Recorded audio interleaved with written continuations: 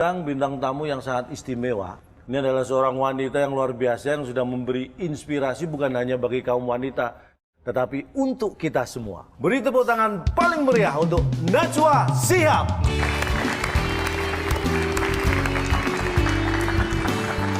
Salam, Kong. Nana, sehat? Alhamdulillah. Selamat datang, silakan duduk.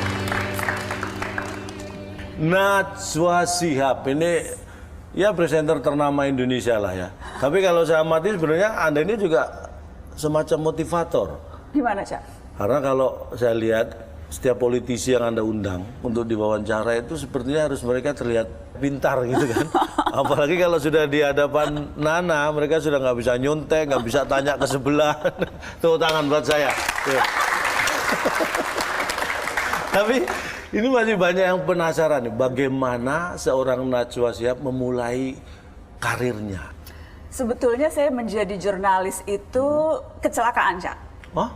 Jadi tidak pernah berencana menjadi wartawan. Cita-cita saya itu dulu jadi hakim, jaksa, atau pengacara. Karenanya saya kuliah di Fakultas Hukum UI. Di semester akhir di Fakultas Hukum UI, saya tuh dapat kesempatan magang. Dan magang 3 bulan itu ternyata mengubah rencana hidup. Dari tadinya mau jadi itu hakim, jaksa, pengacara, jatuh cinta pada profesi ini dan sekarang sudah hampir 20 tahun jadi wartawan. Jatuh cinta pada jurnalistik berarti ya? Jatuh cinta, Cak. Makanya itu jadi pilihan. Hidup. Ya, nggak beda jauh sebenarnya dengan saya. Ya. Gimana, Cak? Saya dulu punya cita-cita sebenarnya jadi insinyur. Jadi karena saya ambil elektro di ITS juga, tapi jatuh cinta itu juga yang membuat saya berubah. Jatuh cinta sama siapa, Cak? Sebenarnya banyak yang saya jatuh cintain, tapi yang mencintai balik itu yang jarang ya, Cak? Jarang. Karena itu hanya satu dan sampai sekarang pun saya yakin dia juga belum sadar sepenuhnya. Menyesali pilihan yang diambil. mungkin ya. Tapi saya dari elektro kemudian ke dunia komedi, entertain juga sebenarnya unsur jatuh cinta itu juga sangat dominan nih. Kita bicara masalah 20 tahun hampir berkarir di dunia jurnalistik. Nah, tantangan-tantangan apa yang pernah dihadapi seorang Nana? Pada saat awal mulai saya rasa wajar di semua orang yang baru memulai profesi baru, ada rasa ragu, takut, deg-degan, nggak pede, apalagi kalau disuruh liputan-liputan yang saya anggap waktu itu susah atau suruh ngejar wawancara tokoh-tokoh yang wah rasanya tokoh-tokoh penting. Jadi pasti itu ada rasa ragu dan takut ketika baru mulai. Ragu dan takut. Dan apa yang dilakukan Nana untuk mengatasi itu? Persiapan itu kunci dan itu saya lakukan sampai sekarang. Siapapun yang saya wawancara, siapapun atau topik apapun yang saya liput, itu kuncinya riset. Harus persiapan secara maksimal. Semakin kita siap, semakin kita bisa memupuk rasa percaya diri. Walaupun, Cak, sampai sekarang pun setiap kali kamera tuh berhadapan dengan kamera, kita kan kalau 3, 2, 1 Q itu rasa deg-degan tuh selalu masih ada sih. Masih ada? Sampai sekarang? Sampai sekarang rasa mules-mules kalau mau muncul di kamera tuh selalu masih ada. Kapan Nana merasakan titik terendah dalam karir dan juga hidup? Dalam karir ketika tidak yakin dan merasa investasi waktu mungkin saja dan investasi tenaga akan sia-sia kalau memulai hal yang baru ketika waktu itu Mata Najwa di awal-awal tahun pertama memulai.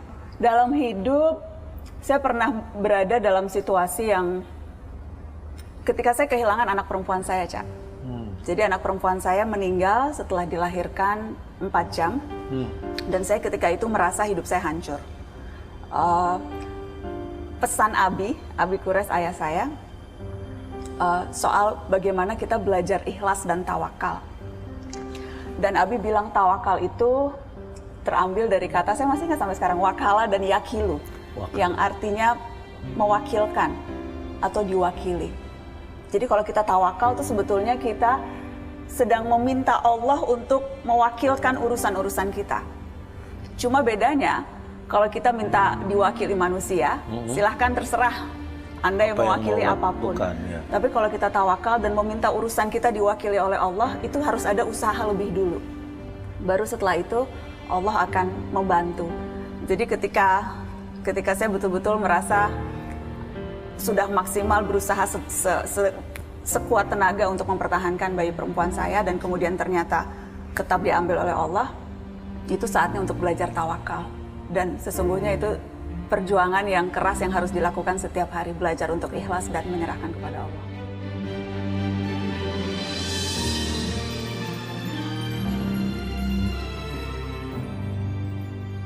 Dulu kehidupan saya berumah tangga ya, secara ekonomi masih berat ya, memang ikhlas dan pasrah setelah berusaha dengan maksimal. Tekanan ekonomi luar biasa, sudah punya anak, punya istri, saya ikhlas, pasrah. Anak istri saya pasrahkan ke mertua dulu, beban jadi langsung agak ringan gitu. Ini bicara masalah keluarga tadi kan. Istri saya dulu mungkin tertarik dengan saya karena saya orangnya humoris, suka bercanda. Makanya ketika pada satu kesempatan saya berkata untuk meminang dia untuk saya nikahi, dia setuju menerima. Padahal waktu itu saya bercanda. Dan sudah 22 tahun ya, Cak? Dan sudah 22 tahun. Luar jadi biasa. Istri Cak Lontong tuh cantik banget loh. Dan banyak yang tanya kok mau sama Cak Lontong.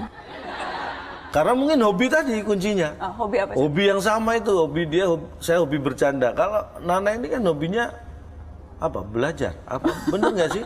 Hobinya apa sih? Kalau olahraga saya sukanya bola. Abi ayah saya tuh luar biasa gila bola. Anak saya tuh juga Izat, kapten sepak bola di sekolahnya. Gitu. Dan saya tuh soccer mom, jadi kemana-mana yang nganterin bola. Cak Lontong suka nonton bola juga? Saya hobi nonton bola, tapi sekarang, nah sekarang ini saya daripada nonton bolanya lebih seru lihat komentar netizen. Tuh kadang-kadang komentar-komentar itu lebih seru daripada pertandingan bolanya. Netizen yang budiman. Nah, ini sekarang bicara masalah netizen nih, menurut Nana ini bagaimana nih dunia netizen kita ini di mata seorang Najwa Shihab? Dunia digital kita menurut saya berkembang luar biasa dan itu potensi yang juga sangat besar gitu. Dunia berubah karena teknologi, Cak. Termasuk cara kita mengkonsumsi media. Dan itu juga yang membuat saya percaya seharusnya dua kekuatan ini bersinergi dan bisa menghasilkan sesuatu yang luar biasa. Jadi bagaimana mempertemukan media dan teknologi untuk mulai melakukan sesuatu. Menurut saya itu menjadi kunci sih, menjadi kunci bagaimana kita memanfaatkan dunia teknologi ini untuk berkarya. Bapak saya almarhum, seperti yang Nana sampaikan juga punya pesan pada saya yang masih saya ingat sampai sekarang. Bagaimana bapak saya di generasi sebelum kita tapi sudah paham betul bahwa suatu saat akan pentingnya IT. Kemanapun saya pergi, bapak saya selalu pesan, kamu harus IT. Visioner ya, Cak. Ini bicara masalah IT, bisa perkembangan dunia digital Indonesia. Kalau Nana ini kan sudah sangat besar namanya di layar kaca dulu sebenarnya kan, sebagai jurnalis punya mata Najwa. Nah, sekarang bergeser ke merambah di dunia digital. Ini kan sesuatu yang baru sebenarnya. Apa yang ada dalam pikiran Najwa Shihab untuk keluar dari comfort zone-nya itu? Karena waktu itu saya merasa tidak ada pilihan untuk tidak berubah. Dan satu-satunya yang tetap itu perubahan itu sendiri. Saya ingat Benjamin Franklin once said, if you're finished changing, you're finished. Kalau kita berhenti berubah, kita akan selesai. Kita akan ditinggalkan. Jadi itu juga yang kemudian membuat saya merasa saya harus mulai mencoba sesuatu. Awal ketika memutuskan untuk berhenti dan memulai hal yang baru itu ada ketakutan dan memang waktu itu masih belum jelas, saya masih belum tahu apakah saya akan kembali berkarya dan muncul di televisi. Saya masih belum jelas dengan sudah ada rencana tapi belum terlalu matang soal perusahaan baru saya, Narasi TV. Tapi ketika itu saya berpikir harus mencoba lebih dulu dan karena waktu itu tidak lagi di TV, saya memilih platform digital karena ada di mana-mana bisa pakai dan gratis, YouTube. Ada resiko yang harus diambil, tapi menurut saya itu harus dan layak dilakukan karena saya juga ingat ada satu ungkapan Cak Lontong, hidup yang tidak dipertaruhkan tidak akan pernah dimenangkan. Dan untuk memulai hal yang baru, mencoba sesuatu yang lain, ya memang terkadang kita harus berani mempertaruhkan apa yang kita punya. Luar biasa. Terima kasih Najwa Shihab. Terima kasih Cak Lontong. Ini semoga cerita ini bisa memberi inspirasi. Yang paling penting, apa yang ingin kita lakukan untuk Indonesia adalah mulai aja dulu. Jangan kemana-mana, karena saya juga nggak akan kemana-mana. Bener, saya akan ada di sepanjang acara ini. Dan untuk mengajak Anda semua, mulai aja dulu. Makanya, kalau nggak percaya, nih, lihat sendiri.